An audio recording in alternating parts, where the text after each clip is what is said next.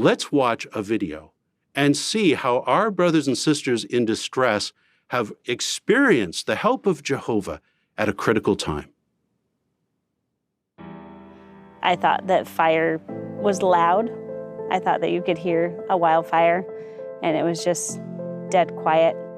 By the time we went down the driveway and around the corner, we stopped and looked back, and the back of my parents' house was on fire. When the pandemic hit, we lost our work.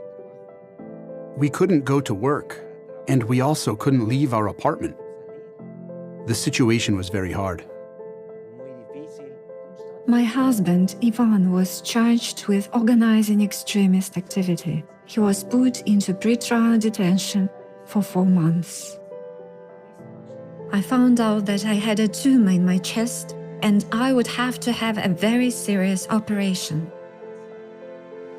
I lost my mom to the coronavirus. Living 3,000 miles apart, there would be a long time before I would be able to go home at all, and I wasn't able to be there when it happened.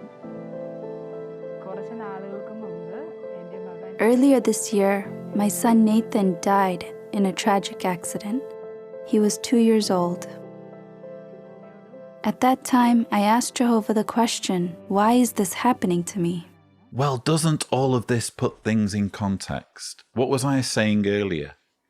Where are God's priorities if he is intervening in such mundane, inconsequential things as where are we going to film our Jesus series? He's intervening there with his hand, Jehovah's hand, but he's looking the other way or watching with indifference, according at least to what Jehovah's Witnesses believe, as his followers are dying, as they are losing, in the case of Lijo and Nimi in India, their 2-year-old child.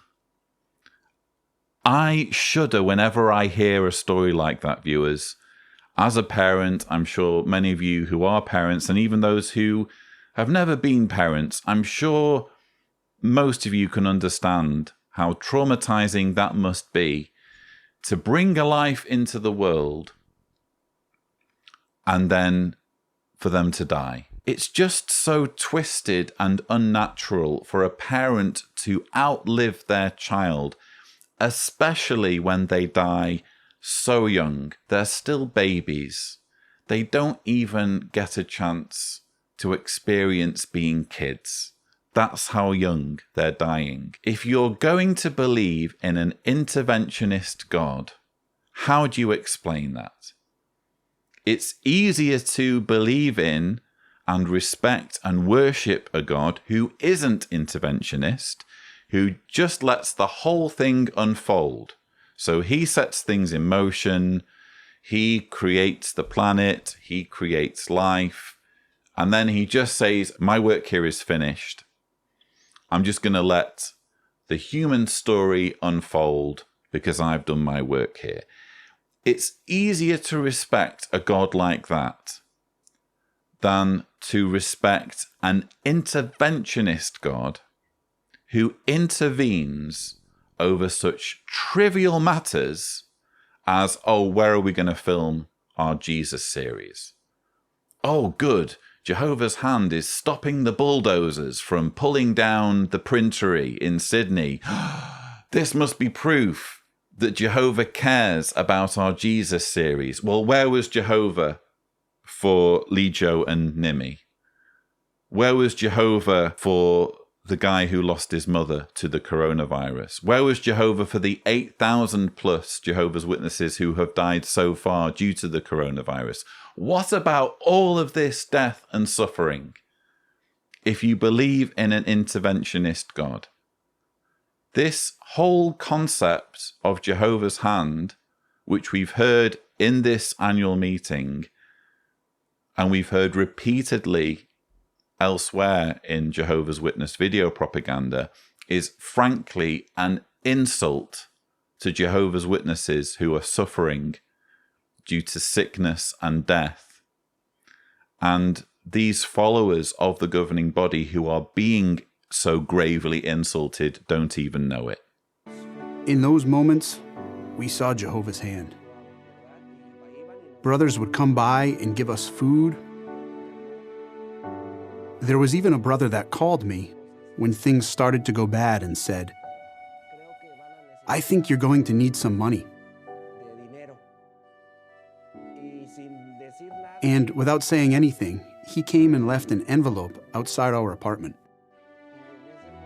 When we opened the envelope, we saw that there was exactly the amount we needed to pay the bills and to buy things that we needed for the apartment.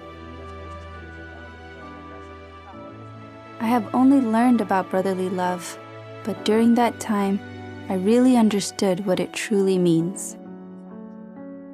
During that time, brothers who we did not even know called us, they spent time with us, they prayed with us, they spent a lot of their time encouraging us. During that time, I saw evidence of Jehovah's hand in our lives. I was really, really struggling one day, and I had to shout to Jehovah in prayer, just try to throw all my burdens on him. And not 2 minutes after I finished that prayer is when an elder reached out to me and gave me the best shepherding call I think I've ever had in my life. And clearly that was Jehovah reaching out to me and trying to show me that he understood how I felt and was there for me. After intensive care, I felt that I needed someone to hold my hand, so I understood that Jehovah would take me by the hand. A sister visited me every day, helped me get dressed. She brushed my hair, and we went for short walks along the corridor. Now I can really see how compassionate and considerate Jehovah is, that he knows how to support us. He knows us inside and out. While we were going through this difficult time, Jehovah helped us so much, and we definitely saw his hand in our lives. And in the future, if any difficulty should occur, we are confident that Jehovah will help us and protect us. It doesn't matter what we face, it'll get worse and worse in this system, but we know that Jehovah can get us through absolutely anything. I've seen the overwhelming evidence in my own life. I've seen it for others too. And whatever Satan throws at us, it doesn't matter because Jehovah is stronger. He's the most powerful ally that we could have. It's just so tragic that they don't know that they're being demeaned and humiliated by this organization. Look at what they've lost. Look at what that couple in India lost.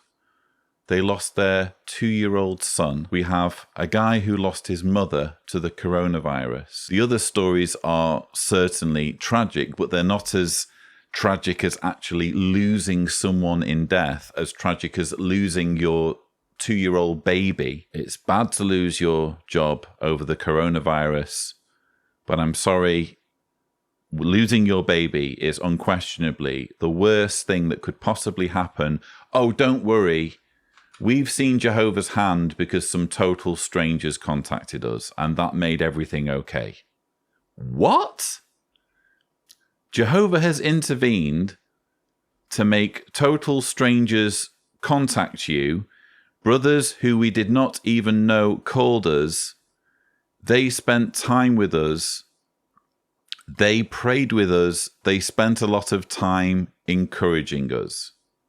That was Jehovah's hand, apparently, that some total strangers who happened to share their beliefs prayed with them. And it was also Jehovah's hand when a couple in Mexico opened an envelope and had exactly the money that they then needed. Exactly the money.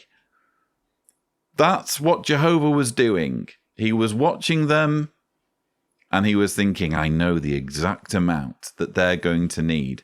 I'm going to influence a fellow worshipper to put that exact amount in the envelope.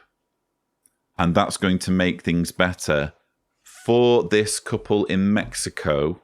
Meanwhile, I'm totally fine with 2-year-old babies dying. I'm not going to do anything about that, but I am going to influence the amount of money that gets put in an envelope for 2 people who are out of work due to the coronavirus, while I'm allowing someone else to die from the coronavirus. But hey, don't worry, I'm going to make sure that her son, when he's praying, gets a call from an elder not 2 minutes later, and that elder is going to give that grieving son the best shepherding visit of his life. I ask you, viewers, do you really want to worship that kind of God, whose priorities are so badly out of whack that trivial things like money and property and real estate and live-action Messiah drama series are more important than saving human life and stopping children from getting abused? At this annual meeting, we have heard so much about what the governing body under the direction of Jehovah God and Christ Jesus are doing to strengthen Jehovah's people worldwide. But brothers and sisters, do you know one thing that is strengthening the governing body to continue on in our work? It's you. It's every one of you, brothers and sisters out in the field. We know what you're going through. We read your cards and letters. We hear your expressions.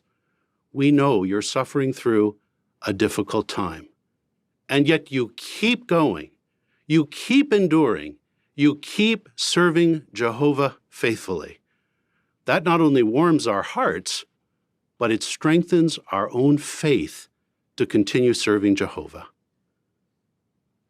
We're facing a challenging time now, and as we face the Great Tribulation, we will face even greater challenges.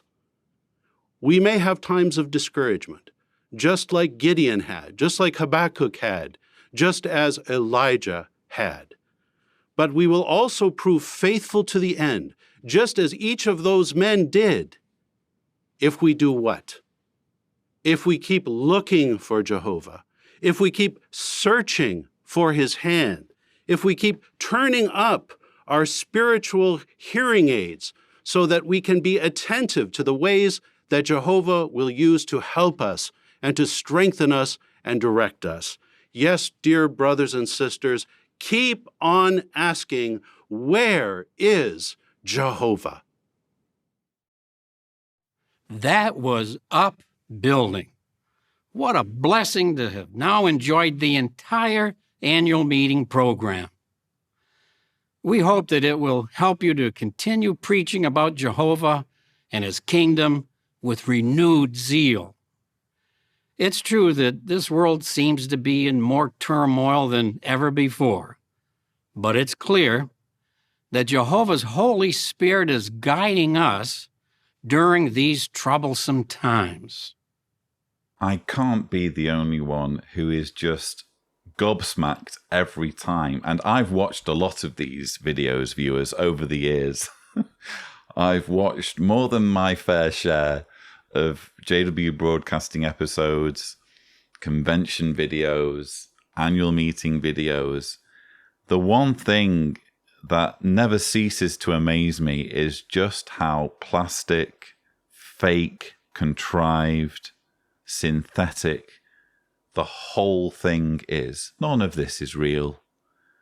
They don't care. The more they try to look as though they care, the more obvious it is that they don't care. You can't fake that sort of thing. They try, but you can't fake it. It's just obvious that they don't really care, that they're only concerned about their position. As far as they're concerned, it's all about them. Even when it comes to pondering the difficulties and challenges being experienced by Jehovah's Witnesses worldwide, it always circles back to them. You'll notice before Mark Sanderson, in his talk, the concluding talk of the annual meeting titled, "Where is Jehovah?" he says, "But brothers and sisters, do you know one thing that is strengthening the governing body to continue on in our work? It's you. It's every one of you brothers and sisters out in the field. Never mind what you're going through. Never mind your sacrifice, your pain. It's all about the governing body. It's all about how we feel. So just think about the fact that no matter what you're going through, we are deriving strength and comfort by your perseverance and by how determined you are to follow us.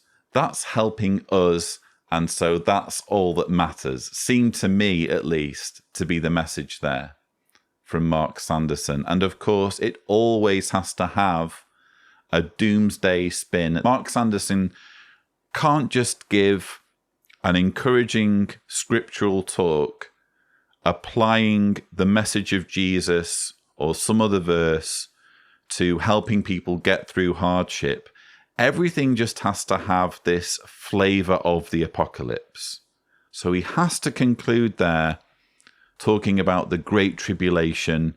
And as we face the Great Tribulation, we will face even greater challenges. He puts things in even more grim terms earlier on, where he says, it doesn't matter what we face, it'll get worse and worse in this system. Oh, things are getting worse. It's going to get worse and worse and worse. How is that encouraging, Mark Sanderson?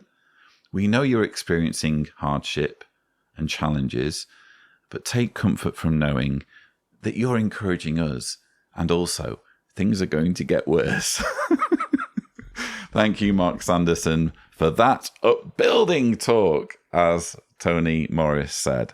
Not so upbuilding for me, just more of the same apocalyptic doomsday drivel, and more evidence that this is a governing body, Jehovah's Witness leadership, that are just fixated with themselves.